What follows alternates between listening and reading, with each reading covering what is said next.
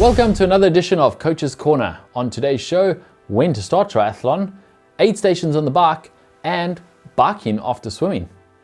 Our first question comes from Olivia Hool. He asks, hashtag GTN Coach's Corner. I'm 14 years old and I want to focus on triathlon, but some people said that I'm too young. Should I listen to them?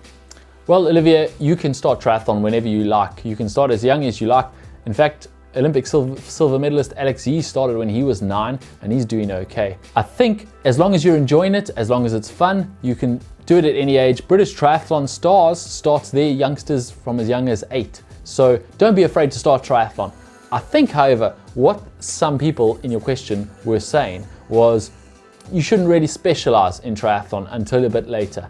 If you want to be a top level triathlete later on, what you should be doing is swimming as a swimmer. So joining a squad, swimming with a squad, running as a runner, joining cross-country squad, doing run training individually from triathlon training, and then just biking as and when you can around that on the weekend. And if you do that and you build your swimming and you build your running and you work on your skills on the bike, by the time you get to the point where you want to start competing seriously, you're already going to be a pretty good triathlete, because putting them all together is just the last bit of the puzzle.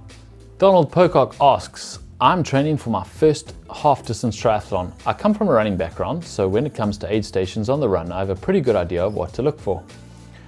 What do aid stations on the bike look like? Do they hand out entire bottles of water or sport drink? What about nutrition? And how are you supposed to be able to grab something while on the bike? Well, Donald, it depends on your race. Bigger, longer races, a half Ironman, even longer than that, a full Ironman, will definitely give you proper bottles that fit in your bottle cage on your bike. And they'll have water, energy drink, something else in it. So it'll look something like this. You can grab it on the fly and you can put it into your bottle cage. Shorter races, Olympic distance, might not give you anything on the bike, or they might have aid stations where you have to stop. So read your race rules and find out from the organizers before you go there what to expect on those bike aid stations. Remember, on the bike, you can carry quite a lot of stuff with you. If you put 2 bottle cages on your bike and you've got the pockets on your tri-suit, you can carry pretty much everything you need for the bike leg, without having to use aid stations at all, except maybe grabbing some water. If you are grabbing from an aid station, hopefully they'll have volunteers who are handing it out to you.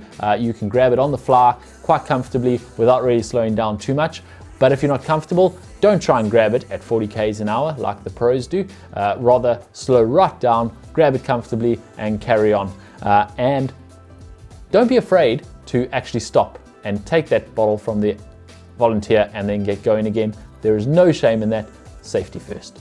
Gustavo Munoz asks, hashtag GTN Coach's Corner.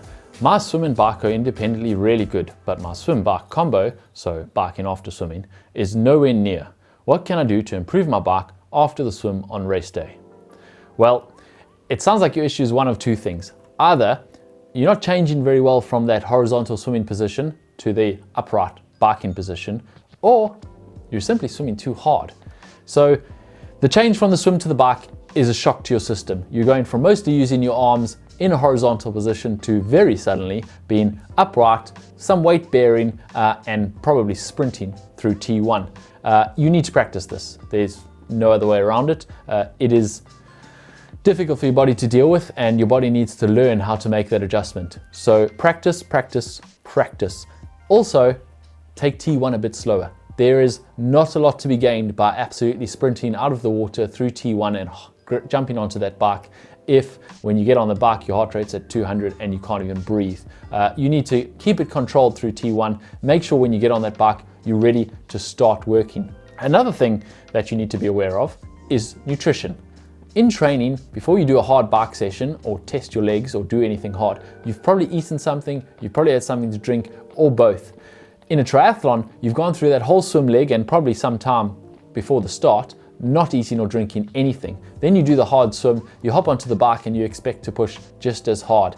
You need to get something in as soon as possible. Get some sugar in, get some nutrition in, because you can't expect your body to perform at the same level it did in training when it was fresh and fueled up as it does straight after a long swim where you've burnt a lot of energy.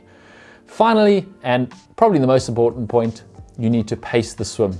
The swim is short and you can really push hard in it, but it can also ruin your race. You can burn a whole lot of energy and leave almost nothing for the bike, which possibly is what you're doing. So pace yourself in the swim and pace yourself through T1 and be ready to really make gains on the bike. Thanks for tuning in. If you've enjoyed this episode of Coach's Corner, don't forget to like and subscribe, and remember to leave your questions down below in the comment section using the hashtag GTN Coach's Corner, and we'll answer your questions in an upcoming episode.